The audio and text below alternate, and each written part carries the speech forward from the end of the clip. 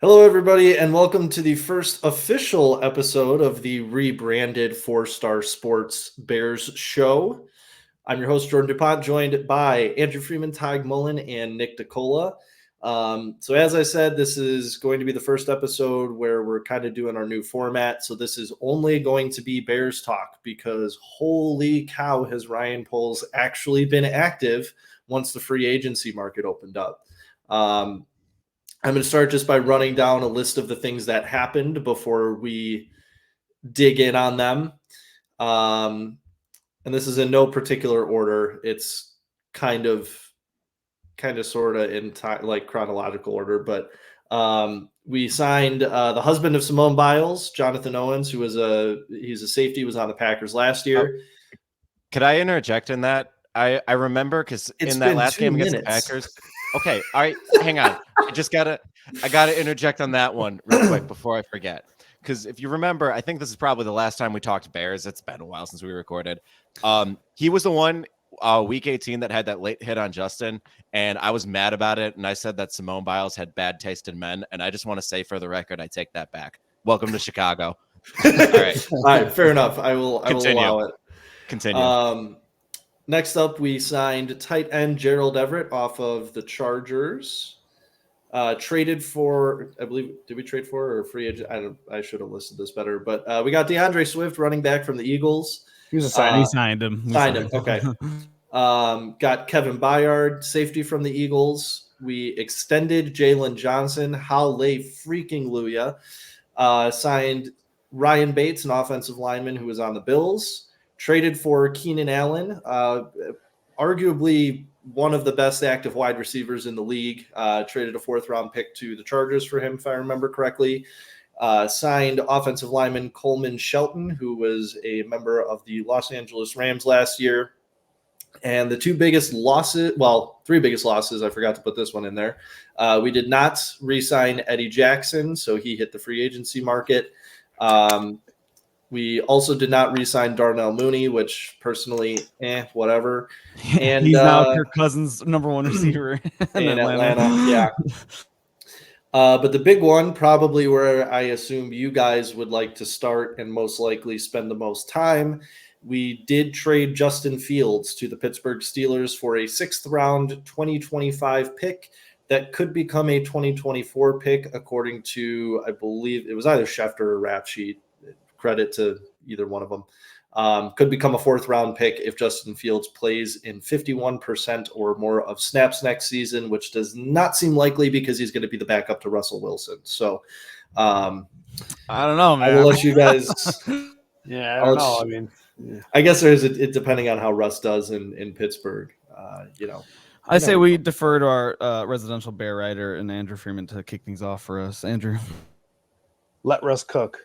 No, I mean, this is kind of a whirlwind because, first of all, I was dreading like every single time a new quarterback trade was made because the list of potential places where Justin Fields could go just continued to dwindle and dwindle and dwindle and dwindle. And finally that the Steelers thing opened up. And I think the trade package kind of, it was reported today that like there were some other suitors out there, for Justin Fields. But I think what the Bears got in return kind of reflects kind of like what I've been hearing throughout this entire process is that, the league isn't really high on Justin Fields, at least as a starter. Most teams view him as a backup quarterback, and with the Steelers, he's going in there to be the backup quarterback. So, this was a trade that I'm just kind of honestly, I'm just relieved that it happened so that it's like this entire Justin Fields cult on Bears Twitter can just like go away and be done with them because they've been the most annoying, aggravating piece of like covering this team over the past few months. And I'm glad that Ryan Poles had the common sense to just get this trade over with now. That way we can just focus all of our attention going forward on, who the Bears can be drafting at quarterback, which I would presume is going to be Caleb Williams at number 1 overall. And you can see my background right over here with a nice little fan edit right there. The background that you're covering with your big head entirely. And I'm covering with my entire face right now. You have to move so we can see. We're stout dudes. We are stocky, like all of us. We're just kind of. I'm not. I'm tall and lanky. I just got a big ass head. But yeah, anyway, I mean, Ryan Poles, he mentioned in a press conference at the Combine that he wanted to do right by Justin if any trade went down where if they decide to move on and go with a new quarterback, that they want to do right by him. I think they did that here at Pittsburgh. From everything that you hear, Mike Tomlin and Khan, the general manager of the Steelers, they are big Justin Fields fans, and they wanted to bring him into the building. They're going to give him an opportunity to compete as a backup. It's going to be Russell Wilson's job, presumably to start off things, but we know how the Russell Wilson experience has gone, over the last couple of years. It's going to be Russ's job until about week 4, and then I think Justin. Right. We're going to start. Pittsburgh or until the locker room just realizes that Russell Wilson's like the fakest dude ever, and they're going to be like, no, we don't want to deal with this guy anymore. Mike, put Justin in, please. The best meme I saw was people on Twitter or X, whatever you want to call it. I'm calling it Twitter. They're like, it's Twitter. Yeah, they're like Justin Fields when he meets Russell Wilson. Yeah, exactly. They're like Justin Fields when he meets Russell Wilson in the locker room on day 1, and it's Russell from that Subway commercial. And he's like, I call it the Danger Witch. You want some? Like Justin. Like, can you imagine? Gosh. No, I think. I want to say also, Andrew mentioned his background. Happy St. Patrick's Day. This is a one-time thing. I'm not going to have this every time. But also... You should. Maybe I will. No, but... name like Tyg Mullen, you got it. Yeah, it kind of has to. A guy I was talking to yesterday recognized that name. He's like, I knew a Tyg once. I was like, wow, that's wild. Anyways, I think the one thing that's kind of like, oof, but I guess, right, is if there were suitors and Justin said, hey, I want to go to Pittsburgh. And even though Ryan Poles may or may not have had better offers, and then he decided to send Justin for the 6th round pick, is like Mac Jones got traded to Jacksonville for a 6th round pick, and that's kind of like if you want to know what the league kind of thinks of the QB market right now, is that's what these backup QBs that they're trading for are worth. I think Desmond Ridder was traded. Oh, Desmond Ridder was traded for Rondale Moore to Arizona, but I mean, I don't know. That's not really a comparable trade. Well, it's not really comparable in the sense that like. Who cares? But I was surprised that anybody wanted even the trade for Desmond Ridder. That was kind of surprising. I honestly, because I was like, when I saw that Kirk went to Atlanta, which honestly did kind of surprise me. Kirk Cousins from the Minnesota Vikings, just to like, I mean, like, is he Kirk Cousins? But it's like, why would you want to leave Justin Jefferson? I don't know. Like, if I was a quarterback, I'd be like, dude, I want to stay with this guy forever. I think he got about 100 million reasons to leave Minnesota, but Sure. 180 million reasons, whatever. But yeah, when that happened, I was like, oh no, because I know that there's a lot of talk about Justin going to Atlanta. Obviously, this was all the immediate offseason hype when the season ended because he's from Georgia. And I thought it did kind of make sense in the sense of a landing spots for him. But also I'm kind of curious with Pittsburgh, and then I'll shut up, is like Arthur Smith who was Atlanta, who was the Atlanta head coach and their offensive coordinator, essentially. He's the new offensive coordinator for Pittsburgh. And I don't know, man. I think he coached at Tennessee. That's how he got the Atlanta job. And I just like, I guess I could see Justin doing well and Russell doing well because a lot of like rollouts, play action rollouts and stuff like that. But there's nothing about Arthur Smith's like offense and his development for the quarterbacks that's like, oh yeah, this is a great spot for Justin to continue his development and fresh start. But hey, if it really is what he wanted, maybe it's mainly just to work with the opportunity to work with Mike Tomlin and some of those receivers, fine. But it is kind of funny that another former first-round Bears quarterback is going to Pittsburgh after Mitch Trubisky did. And Justin Fields has replaced Mitch Trubisky twice now. Yeah. And it is kind of – and Trubisky went back to Buffalo, which is kind of funny because I think that's kind of a funny – he is. It's almost like he really is like a discount Josh Allen. He is. That is 100% his game. So he is Dollar General Josh Allen. Yeah. Take it from a guy who watched Josh Allen live in college. Take it from a guy who's watched a lot of Mitch Trubisky and on the Bears and a lot of Josh Allen at the Bills. He really is. He fits. So and I'm curious to see. You might say that. I mean, at least if you compare him to Russ in his prime, Justin is sort of a discount Russell Wilson. Sure. Yeah. You might say so just very similar as passes. Very similar. We know, and we know Justin can be so accurate, obviously, but we know some of his decision-making issues have been problems. I mean, I don't know how soon we want to just dive into Caleb Williams. That's for this episode even, but like, of course I'm excited, but I'm also like, I can't get excited because like I'm so giddy to see like how he ruined Caleb Williams. Like we're the Bears, man. We can't develop quarterbacks. I remember. Like, I don't know how we do it. I remember the night. I remember the. Sorry, Jordan, you want to go? Sure. All right. I do want to say real quick, just as far as ruining Caleb Williams goes, I think currently we have the strongest group of weapons now that I can remember, honestly. I think this is the most quarterback friendly, and I am by no means saying this is an extraordinarily quarterback friendly situation. Don't get it twisted. I'm just saying, as far as the Bears go that I have remembered, this is the most quarterback friendly situation I think we've had set up for anybody coming in our lifetimes, really. When have we had I would say it is a very quarterback it's a very situation. Good, especially for a first number 1 overall pick. You got to remember the number 1 overall draft pick usually goes to the worst team. So naturally, any quarterback taken with there is usually walking into a terrible decision. The Bears, thank you, Lovie Smith.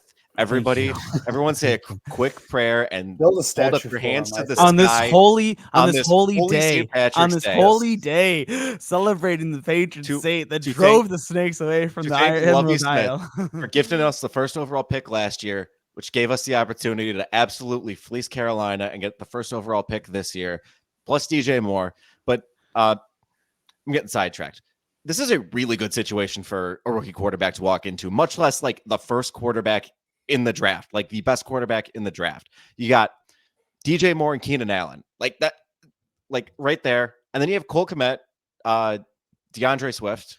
Gerald Everett is tight end too, which I mean, I watched him a lot in the Chargers. It can be kind of up and down, but like there are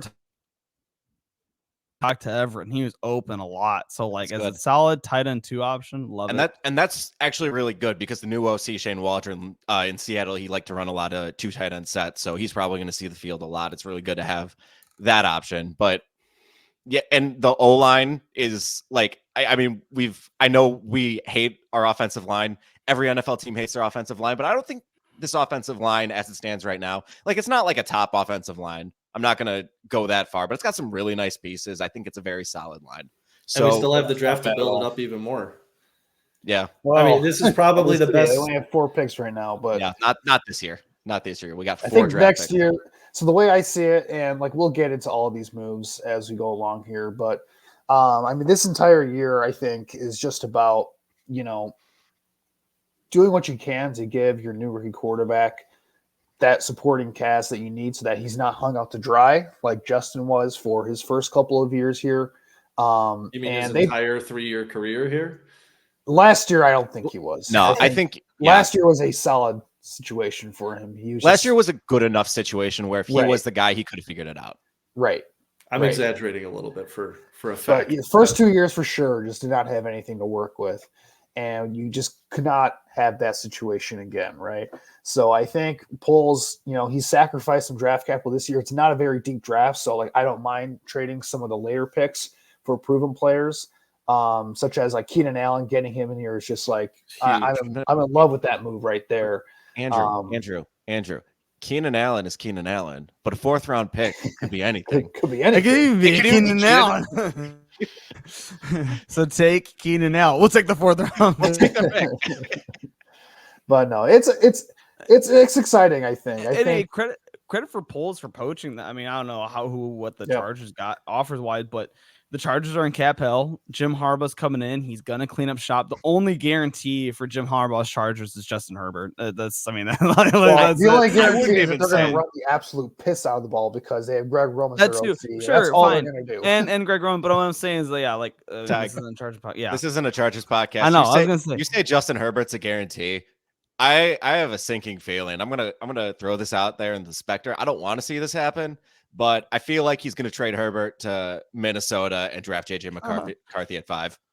What if he traded Herbert to us for like a 4th round pick and some loose change? Huh? And then we can trade the 1st round pick for more 1st round picks. Anyway, before we're done. We're done with that. I'm gonna put a cap on that one. We're going down a rabbit hole right there.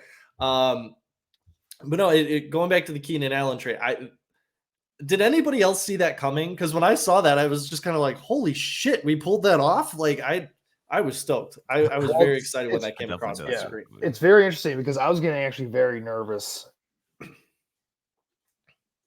To see before that trade went down because they signed DeAndre Swift literally like the first signing of free agency, and I'm sitting there like, really, your first signing is going to be a fucking running back when you already have like Khalil Herbert and Jaylon Johnson aren't the greatest, but both of them are very solid running backs, especially Khalil Herbert, who I would argue is a better pure runner than DeAndre Swift, but that's a whole other conversation. And then after that, we had nothing go on for a couple of days outside of a couple depth signings here and there. And I thought if there's any offseason to be aggressive and try to, get some talent into the building, this would be it. So I was either nervous that and there's been some rumors that cash flow at Hallis Hall isn't so great right now because of the stadium deal and everything going on with that. So I was kind of nervous on that too at some point. Yeah. I was nervous that the Bears were kind of going to be cheap this offseason because of all these things that had nothing to do with, everything going on with the business side of things. But then Ryan pulls off that, late at night where I was not expecting anything like that at all. So, yeah, I mean, I'm excited about it. I think it's going to be really good for Caleb, which I think they're going to be going with Caleb when it's all said and done. And he's the perfect fit for a guy like that too, because he's phenomenal slot receiver, especially at this stage in his career. He's lost a lot of his juice, I think, but he's just a guy who knows how to get open. He's got consistent hands. One of the best route runners in the league, if not the best route runner in the league. And again, just in that short to intermediate part of the field, you combine him with DJ Moore, who can kind of do a little bit of everything and is a absolute god after the catch when he gets the ball in his hands. You have yourself a really, really good 1-2 punch right there. So I was a big fan of the move.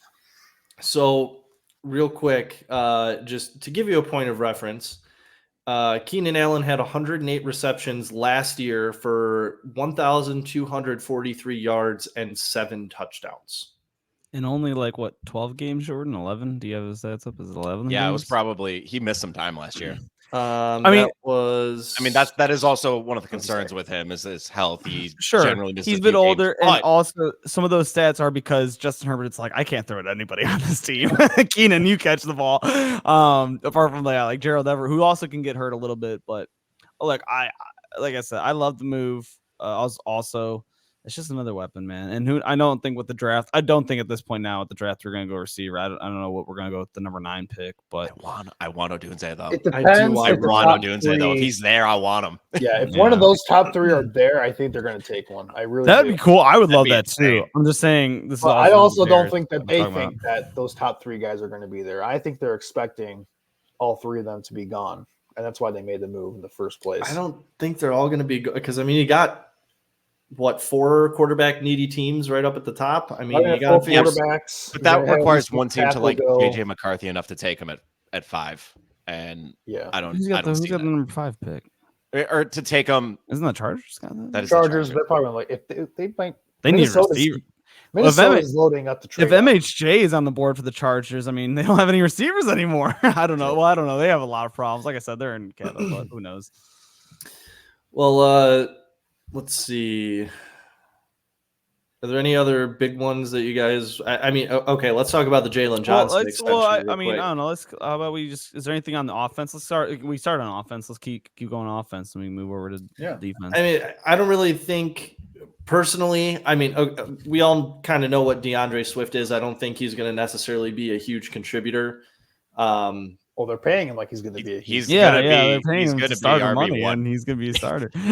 He's going to be RB1. That's what they're paying him for. Well, what I like about it is that he does add something that the Bears don't have, which is that receiving element out of the backfield. Because Khalil Herbert, for as much as I like him as a runner, he is definitely not a receiver out of the backfield. And Roshan is more. And Roshan he's a good receiver. He just doesn't really have a ton of juice after the catch. So Swift kind of adds that, I think. Yeah. Now, as a pure runner, I don't know. I don't like it from the standpoint of I think they're going to try to justify that move by giving him a ton of carries. And to me, he's more of a situational scat back guy. I know he had a big year for Philadelphia last year, but like when you're running behind the best offensive line in the NFL, like you're going to have a ton of production, for you, getting a ton of carries a game. I don't know if he's going to have that here in Chicago necessarily. So I don't know. I think if they can work out a good rotation, I know Waldron's going to want to run the ball and he's going to want to rotate those guys a little bit. I'm not a big fan of paying running backs in general. So when I saw that move, I was very skeptical, as you know.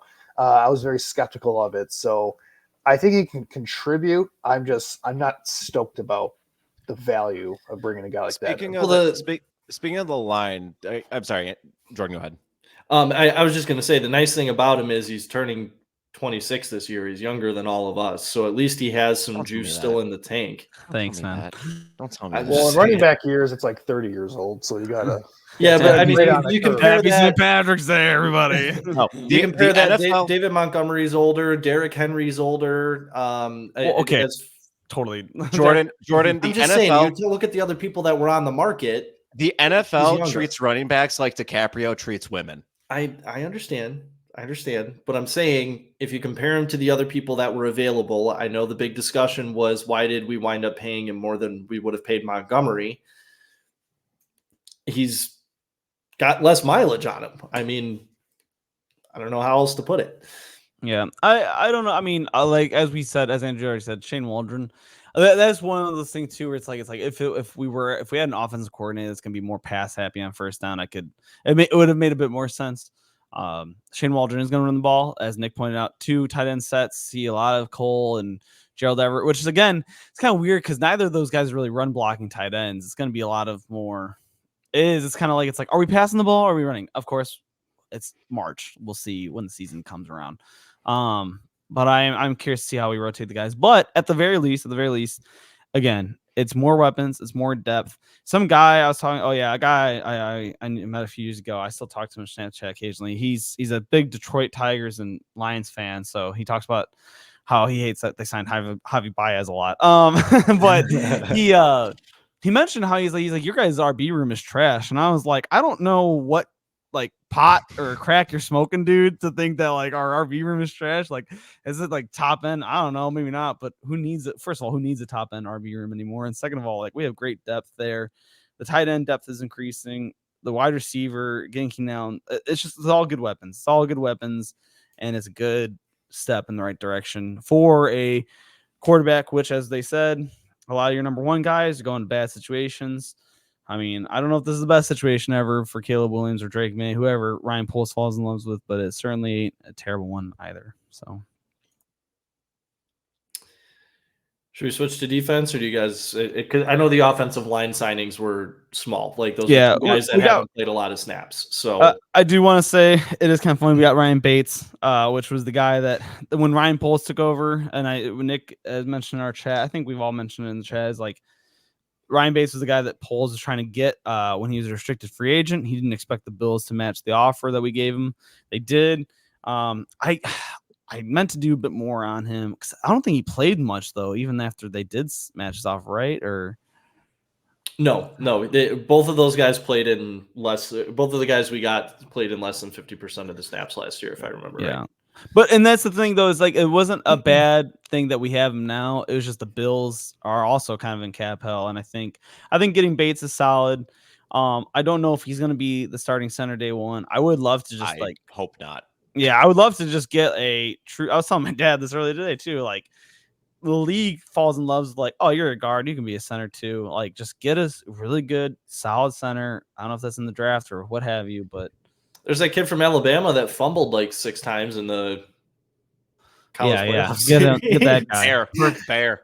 Cody Whitehair incarnate. Yeah, get that kid. Yeah. So Ryan Bates deal, not bad at all. And then I think on the offensive side, for the most part, that's about it.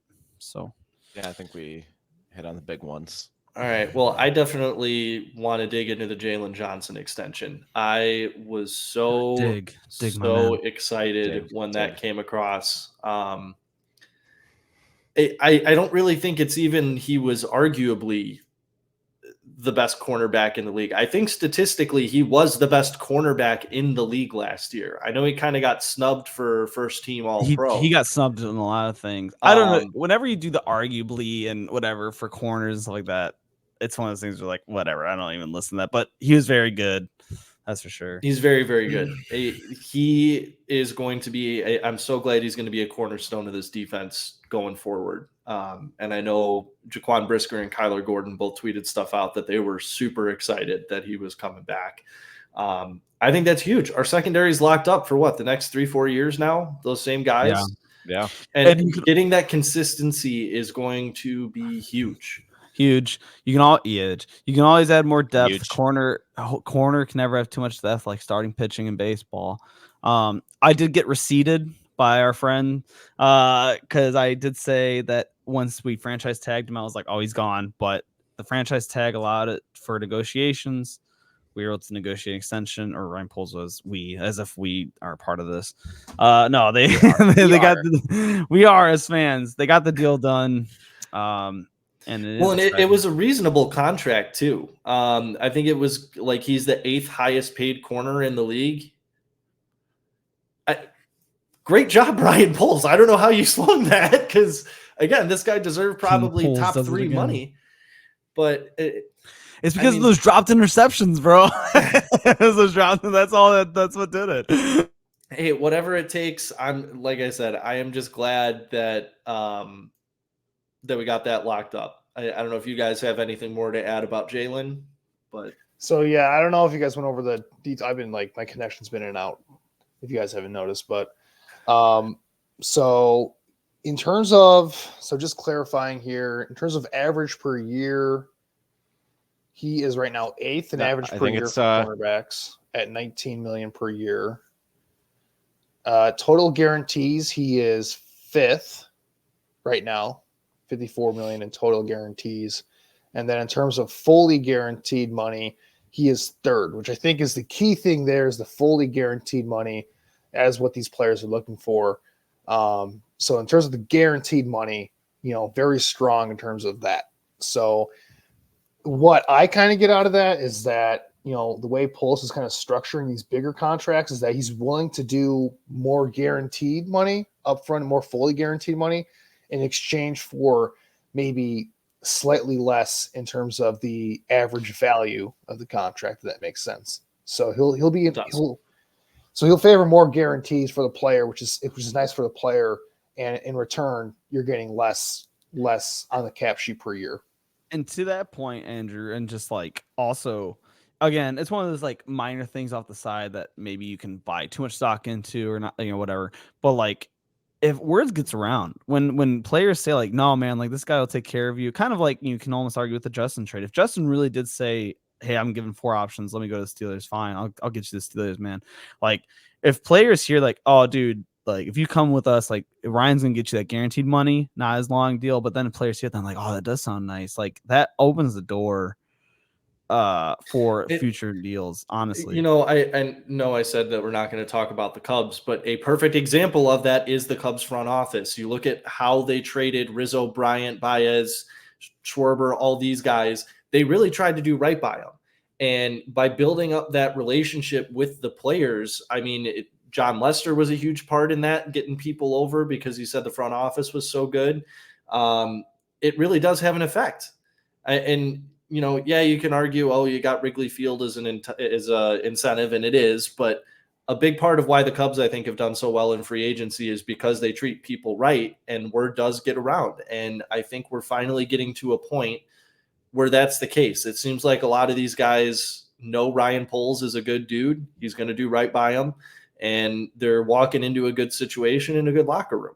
And it pays dividends. It really does. Well, the big thing for players right now is that with the way that the salary cap keeps on rising every single year and at the rate that it's going, they want shorter deals generally where it's stronger guarantees up front, but they can get out of that contract quickly and hit the market again so that they can take advantage of a rising market. So I think it makes sense for, instead of say Jaylon gets signed for like a 5-year deal where the guarantees maybe aren't as strong, players are not going to want want that, because then you're locked into the contract and you're basically at the mercy of the team after those first couple of years, right? So you want to be in a situation where you can hit the market again. And, Jaylon, I think by the time he hits the market again, he's going to be like 28, 29 years old. So he'll still have some prime years left on him to get one more pretty significant contract. So really, it's a win-win for both the player and the team, I think. Which is you telling me it's not like Madden where I sign a guy for 7 years and $5 million per year in order to make a super franchise, Andrew? Is that what you're telling me? My favorite was I remember I had one franchise where I drafted a guy who had his first 3 years he had 20 sacks, and then his fourth year he got injured, and so when it came to doing the contract, I got him on like $1 million per year. Because we were just basing off the last year where he just didn't play. It was just like, all right, sure, I'll take it for that. Why not? Nah, not how it works in real life, though. No, unfortunately not. Should we move on from Jaylon? Sure. How about let's talk safeties? I mean, that's exactly where I was going to go.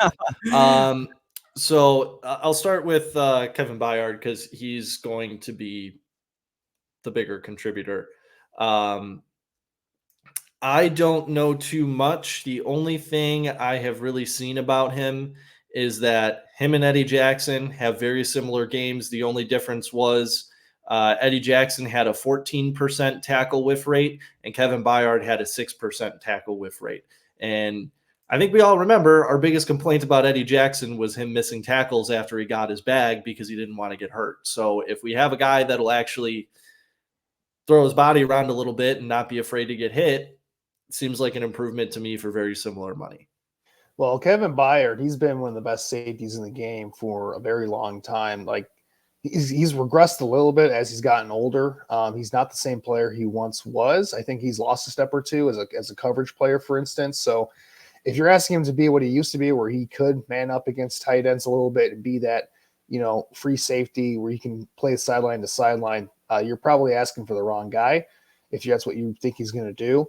But in terms of what he brings, like you mentioned, he's a really sound tackler, plays physical, really good against the run for a safety, and just a very smart player. I think you put him in this system where he's going to be asked to play more zone coverage and it's more split safeties with him and Brisker. I think that's a much better fit compared to what he had to do with Philadelphia last year, where that entire secondary was just absolute dog shit. And he kind of had to cover up for all the old geezers they have in that secondary. And he had to do a bunch of stuff that he's just not equipped to do at this stage in his career because you have Patricia calling the plays for them in the second half of the year. And we know that he's a terrible defensive coordinator. So, And it's only a 2-year contract. I mean, we just got off of Eddie's contract, which was a 5-year deal, I think. And it's just a 2-year contract. He'll be 32 or whatever when the contract's over. All right, get another safety. So it makes a lot of sense. And then you got Jonathan Owens, which is great safety depth because Lord knows, Jaquan gets hurt every other play, unfortunately, but I love him. But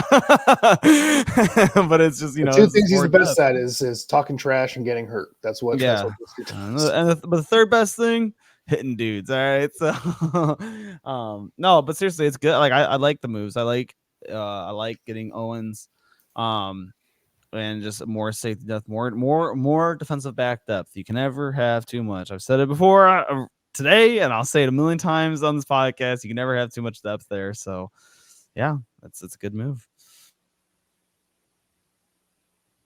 Nick, you haven't talked in a while. You got anything to add? King Poles does it again. King Poles does it again, baby. That's all we need. Basically all I got. I already apologized to Jonathan Owens. Your wife does not have bad taste in men. I already did my contribution. Fair enough. I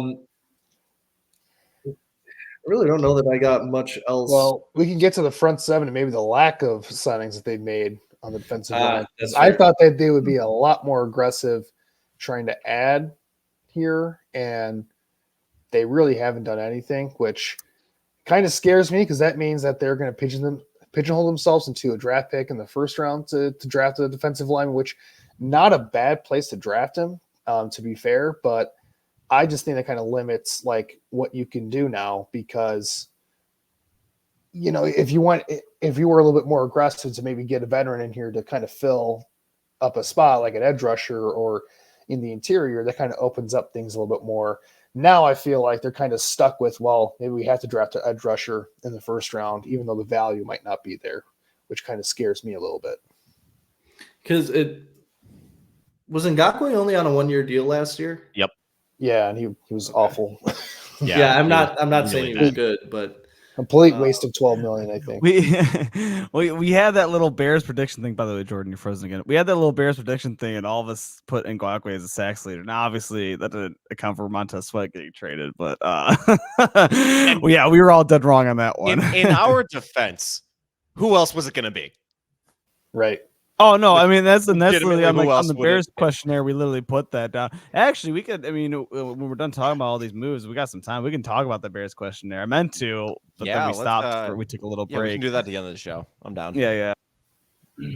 But anyways, but I mean, yeah, it's just that's probably the only frustrating thing with this offseason so far is that I feel like Poles, he does have a very calculated, patient approach to free agency, which in a vacuum I don't hate. I actually think that's the smart way to go about it. You don't want to overspend. Like, you don't want to do what Ryan Pace did, where he was just throwing out contracts to every handing out money. Every old veteran he could find, he was just willing to throw money at a guy. Just fuck it, like just sign him, whatever it takes. Just give him the money, whatever. Who cares? Oh, there goes our F word. It's been a while. I'm rusty. Okay. Yeah. But Ryan Poles is very much the opposite, where he's only going to sign a guy. He'll make like 1 or 2 a year, like the Tremaine Edmonds contract last year, which I'm just not a fan of. And then DeAndre Swift this year, which I feel like, why are we paying a running back that much? But whatever, they're not, they have cap space, whatever. It's just that like when you say that, but like then you look at it now and it's just like, well, it would have been nice to have that extra cap space to use on like another pass rusher that you could have brought in, whether it's an interior guy or an edge guy, right? So that's where I kind of like those kind of decisions kind of lose me a little bit. Like for instance, I don't know if they were going to be in the market for Christian Wilkins or a Danielle Hunter. I don't think they're going to be paying at the top of that market, but like, why not, go after like a Bryce Huff, or Jonathan Grenard, who got signed to a pretty decent contract. You know what I mean? So those are the type of moves where they're kind of in that middle mark where they're not breaking the bank, but also like you have the cap space. Why not go try and upgrade the unit by getting a guy who could come in and really help you out there? So, I mean, they did weaponize their cap space, at least for this year, as part of Keenan Allen. Keenan Allen, so I think that was more the plan, just waiting for cuts, waiting for roster cuts, cap casualties, and try to pounce on that. And he did do that. I'm fine. I like Ryan Poles' approach to free agency. Like in free agency in general, most of the time you're paying a guy past his prime for what he did before and not he did after, and you got to pay a premium to do it. Great cornerstone players don't hit free agency. Like the guys that can if your roster is like almost there and you got a guy that's hitting free agency that can put you over the top, then yeah, overpay him. Fine, whatever. But with where they're at right now, I'm fine with him. Even if he's like cautious to a fault, I'm okay with it. Yeah, I agree. And it's like, I mean, it's so easy for us sitting on our couches and our desks to make right. We're armchair general managers, we're armchair QBs. It's not easy, man. It's not easy to build a team. We all know that. And I'm with Nick. I'm not like, of course, yeah, some things are kind of stinky, right? The Claypool trade. Oh my God, right? We can, everybody can criticize that a million ways from Sunday, but Ryan Poles should delete Omar Khan. Yeah, like delete his phone number. Just delete his freaking number.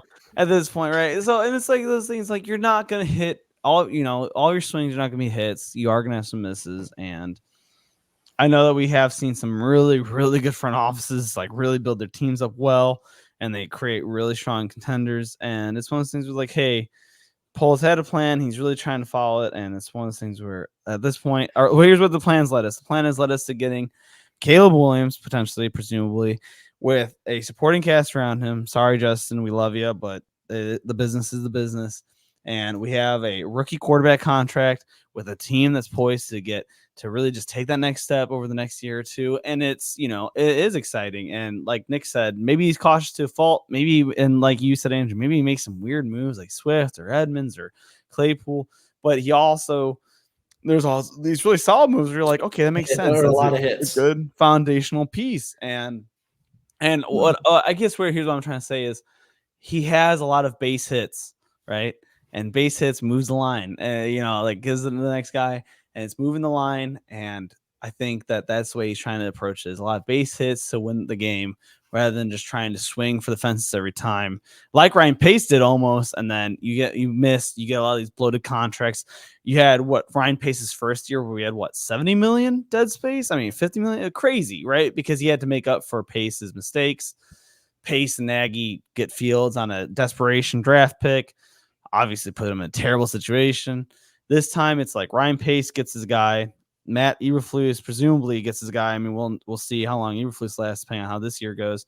You got the new OC coming in that hopefully is solid. I mean, I liked what Shane Waldron did with Geno Smith for the most part.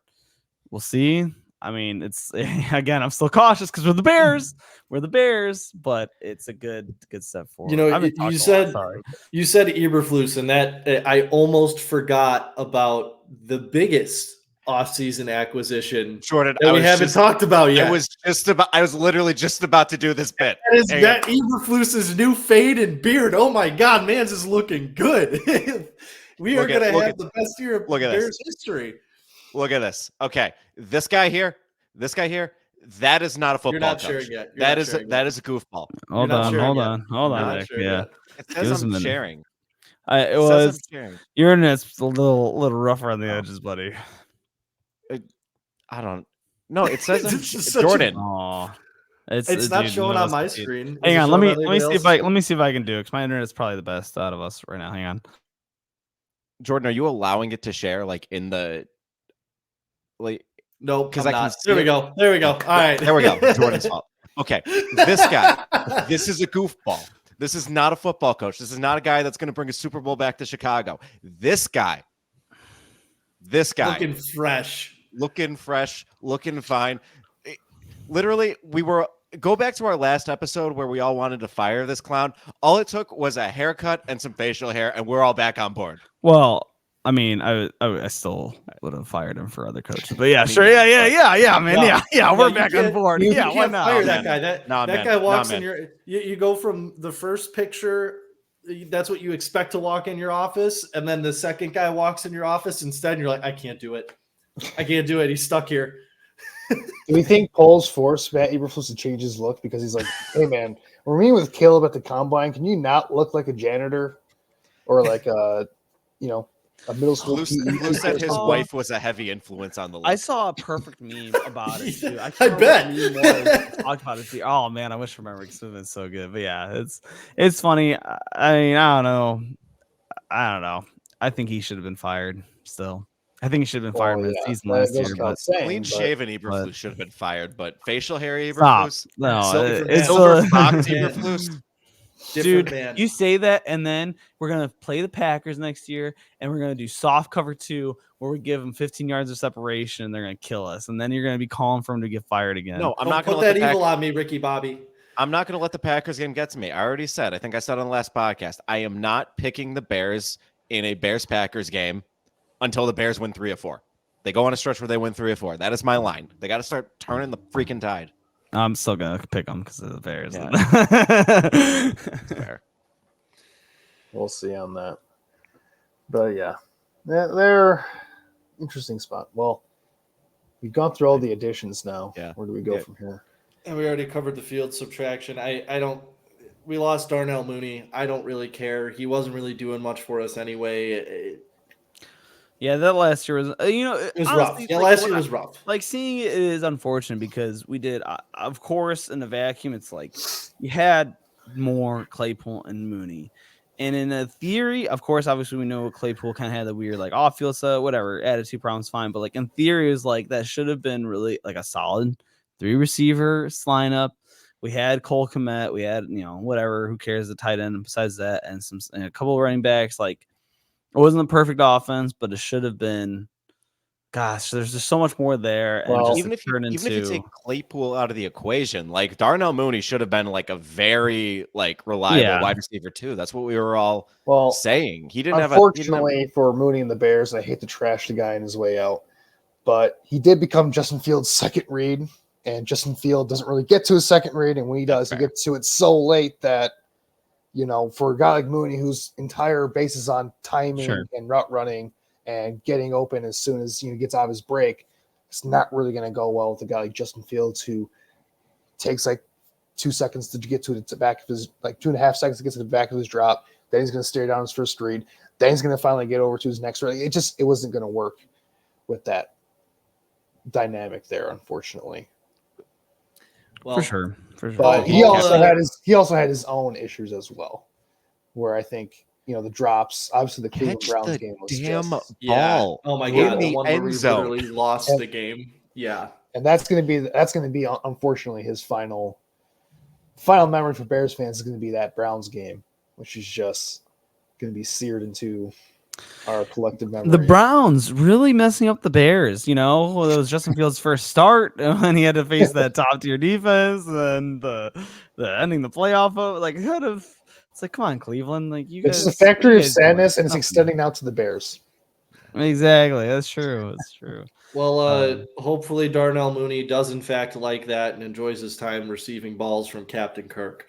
I think it's going to be a good situation for him, honestly. I think that's a good spot. Look, anybody that was on their way out of here, I don't hate them. I wish Darnell Mooney and Justin Fields both all the best. It really, like, kind of upset. Yeah, unless you go to the Packers, you know, I then that's you're dead to me. Adrian is. I will say I am surprised to the Eagles. I am surprised that I'm looking this up right now. Justin Jones, he left the Bears and he got paid by the Cardinals. I think 3 years, $31 million. I don't know what film the Cardinals were watching for Justin Jones to give him that much money, but hey, if it helps the Bears get like a comp pick or something. And to talk about other surprising former Bears finding an employee, Luke Getsy has another offensive coordinator job. He's Vegas' offensive coordinator now. Well, good luck, Aiden O'Connell. Keep on throwing him under the bus, but I feel like that tells you a lot what the NFL thinks of Justin, where they're like, well, we're going to give his former offensive coordinator job. We're going to give his former number 2 receiver a big contract. Yeah, but I've also seen a lot of stuff about people's opinions on Getsy either. I think the Raiders are just a bad organization. That's also true. I don't think that's. It is the Raiders. I'm not defending Getsy, by the way. I think Getsy's really bad at his job. Just straight up. He's look, dude, you can't game plans. Terrifying. We just went from like, hey, I wish everybody all the best to like, yeah, the guy's just terrible at his job. We said players, not the coach. I'm not saying you're wrong. I just like the dichotomy that happened there. It was funny. That's all I'm getting at. All right, I think we pretty much kind of covered everything we need to cover. Tig, if you want to wrap up with our wrap up on the predictions from last year. Oh, yeah. Turn the floor over to you. I will. I also want to say real quick, I know this was like 7 minutes too late, but Jordan mentioned like, oh, this is only like, we're just like, this is the only Bears show now. We are going to talk Cubs this year, just in case anybody was wondering. I was going to get to that. Okay, all right, great. Yeah. Okay. But yeah, so we did the Bears questionnaire that we put on the blog. We talked about, I think, briefly. The plan was the moment the season is over, I was going to bring it back up. Life happened. We all got busy. We took a little breather. I think that breather is good, but you know, hey, everything happens. So just kind of recap that questionnaire from long ago, and we're putting up a Cubs one on the website as well, and as soon as we can. The first question was, do you think Justin Fields finally breaks the 4,000 yards curse? All right, we all know the answer to that one. You can just kind of I actually said no because I said I'll be the contrarian, knowing the Bears, and I was correct. Nick said yes. Jordan said yes, and then Andrew said yes. But a lot of the stuff was yes, with the caveat that if he doesn't, then we have to ask some serious questions. Which we did. Yeah. Which we did, and those questions have been answered. Yeah. The second question was who records the first interception for us this year. I honestly don't remember who did. So somebody's gonna have to look that one up. The third question was who leads our team in sacks. We all say Ngakoue by default, basically. That was incorrect. The fourth one was, do we get 1,000-yard receiving duo this past season? We did not. We did have DJ Moore. He did. I said no. I said we're the Bears. We don't get nice things. Nick said DJ Moore will comfortably hit it. And it comes down to whether Mooney or Claypool do it. He said that he's going to be optimistic and said yes. Neither of those two did anything to get close to 1,000 yards. Jordan said no, DJ will get it. But Jordan also said Claypool will come close but fall short. He did not, Jordan. And then Andrew said no, rightfully so. I expect Fields to lock onto Moore quite often. Gee, it's like our resident actual Bears writer knows. Yeah, yeah. Knew a thing or two about some of us got a bit more optimistic. Andrew knew a thing or two, but Justin locking on his first read. Question 5 was real quick before you go into question 5. I got the interception. Yes, please. Week 3 against the Chiefs, the pride of Lake Zurich, Jack Sanborn. Okay, that's right. Yeah. So I said Kyler Gordon. I said Kyler Gordon was going to pick off Jordan Love on week 1. Nick said Jaquan Brisker against Jordan Love week 1. Jordan said Tyreek Stevenson. And then Andrew said went outside the box and was the closest by saying TJ Edwards. But another linebacker did do it, not TJ. I will also mention it was also 41-0 in the third quarter when it happened. So yes. Thank you. And hang on, was that off Mahomes or was that off of no? That was off. I think that was off Caleb. Not Mahomes. No, not Caleb. Did you say Caleb Haney? Henny, yes. Henny? If that was their backup, then yeah, it wasn't off Mahomes. Chase Daniel. No. Yeah. Question 5 was talking how in week 1 against the 49ers in 2022, Dante Pettis caught the first TD pass of the season. So we asked who is going to do it this year. Again, I don't know the answer to that question. Nick, look it up. But while he does, I said Mercedes Lewis because I thought it would have been hilarious that we got DJ Moore and all that stuff, and then Lewis caught the touchdown. Nick said Cole Kmet, just to rub it in Andrew's face. Jordan said Kmet because of his red zone target, and Andrew said DJ Moore. I think it was Kmet, actually. I want to say it was Kmet. I don't know, man. Somebody totally just question number 6, while somebody finds it, was Bears had 0 Pro Bowl players on the roster for 2022-2023 season. Give me 3 guys that you think could get into the Pro Bowl contention, not named Justin Fields, but I guess that was pointless. I said JJ, Brisker, and Moore. Nick said DJ Moore, Eddie Jackson, Kyra Santos. Jordan said Eddie Jackson, DJ, and Tremaine Edmonds.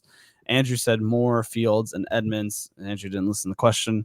I think some of our guys got made it to the Pro Bowl, but also we had a lot of Pro Bowl snubs. Like Jaylon Johnson definitely should have been on the Pro Bowl, but you got snubbed. I don't need to know the answer to that one. I want to know the answer to number 5, though. Finally, number 7, this isn't finally, but I'm excited because this is the one that I was correct on. I said give a realistic final record prediction. I said 7-10. I was the only one correct. Nick said 9-8. Jordan said 9-8, and Andrew said 8-9. Jordan then changed his answer after the week 1 loss to the Packers and said like 3-13, which was also incorrect. But yeah, I was correct. So thank you, me. You're welcome, me. Let's see. If you give me like 10 more seconds, I'm watching every Bears touchdown from the 2023 season, but I'm currently in a 30-second ad. So, excellent. Okay, pass to Mooney, right? Darnell Mooney. Oh, wow. Okay. None of us are correct. All right. That was against the Packers at home. And so that would have been week 1. Yeah. Yeah. So first receiving touchdown was Darnell Mooney. Interesting. And then question 8, we're almost done. Question 8 was talking about like if we had the option to get Caleb Williams, would we trade Justin or trade the pick? I said, it kind of depends on the development. If he looks awful, he's going to get traded. As long as he shows improvement, he's that guy, he'll stay. Nick also kind of said it'd be difficult to pass up on Caleb Williams, so Fields has to prove beyond a doubt. Jordan said that he'd have to get us to the playoffs, be a Pro Bowl caliber player. And Andrew said the same thing. So we all kind of had the same idea, right? It was a prove it year for Justin. He did not prove it. And then finally, I did a bonus question. He did not put it on the blog site. I was really upset because I was making a joke question of how long would it take for Tom Brady to decide, because Tom Brady is a partial owner of the Raiders. It's up there. What are you talking about? Is it up there? All right, because I didn't think it was. Great. Okay. So final question was, how long until Tom Brady says, screw it, I'll do it myself and come out of retirement? I said that it was going to be under 8 weeks. I thought Tom Brady was going to come out of retirement and take over for Jimmy G. And when Jimmy G went down, I honest to God, I was like, oh, here we go. Tom Brady's coming back. The rest of the guys said no. They were correct on that one. So that was a very fun questionnaire to do. Expect the Cubs one to come up soon. I also put a blog on what I'm excited to see for the Cubs this year. And that's about it. That's all we got. Finish that up. Nice. All right. Well, I think we can pretty much wrap up. We are almost at the hour mark. I honestly didn't think we were going to get that far, but we did. Do you guys have anything to add before we sign off? Nope. Happy St. Patrick's Day. Drink responsibly. It is Sunday. Slancha. And that's all I got. Good luck to all you drunks out there at work tomorrow. Best of luck. Yeah, we're running tomorrow morning.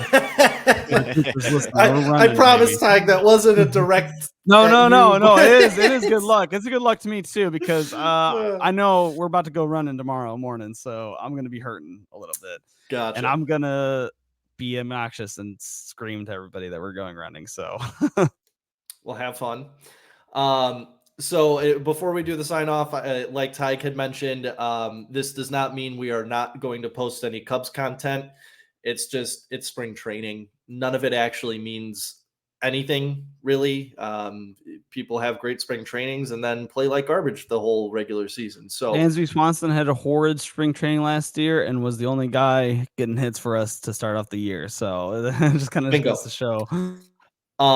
So we will planning on doing an episode next week, and then theoretically every week that we can after that, because the regular season is right around the corner for baseball. So next week we'll do a Cubs preview episode, talk about, kind of what we see happening. Like Tyg mentioned, we do have a questionnaire going up on the website for our regular season predictions, but we're going to put a cork in the Bears discussion and the Bears show. Unless something crazy happens, we might do a quick 10-minute episode to break something down. Probably draft week too. But draft week, I was just going to say the next we'll do some kind of big episode too. will be draft time. So, did you have something or no? Sorry. Also, just I'll be signing off for about a bit over a month. I'll be gone, work related stuff. So enjoy draft week, enjoy spring training, the first few weeks of the season, and then I'll be back come around May. So sounds good. Well, without further ado, thank you all so much for watching 4-Star Sports. This is our Bears show. Once again, I'm Jordan DuPont, joined by Andrew Freeman, Nick Nicola, and Tyg Mullen. You can check out the show. We do have a very beautiful Facebook page. It's not really that beautiful. I'm the one that did it, and I have no graphic design experience or any marketing. Did we rebrand the Facebook page yet? No, I should probably do that. I'll do that before the episode goes live. But yeah, I'll work on that right now before I make dinner. But check us out on Facebook. Check us out on X or Twitter or however you feel like calling it. We're at 4-Star Pod CHI. You can find Nick on Twitter at Endicola21, Tyg at TMMullen007, and Andrew at AJ Freeman25. He does have other work that he does for the Bear Report on 247sports.com. And I'm assuming the Picks for Polls podcast is going to be ramping up a bunch here pretty soon with draft coming around. So we got a ton of stuff out there already. So this is the home stretch for us. So pretty exciting stuff. So yeah, make sure you check that out if you want more in-depth draft coverage. They did some really, really great stuff last year. So highly, highly recommend it. But thank you all again so much for watching. We are 4-Star Sports. We'll be back again next week. Have a good one.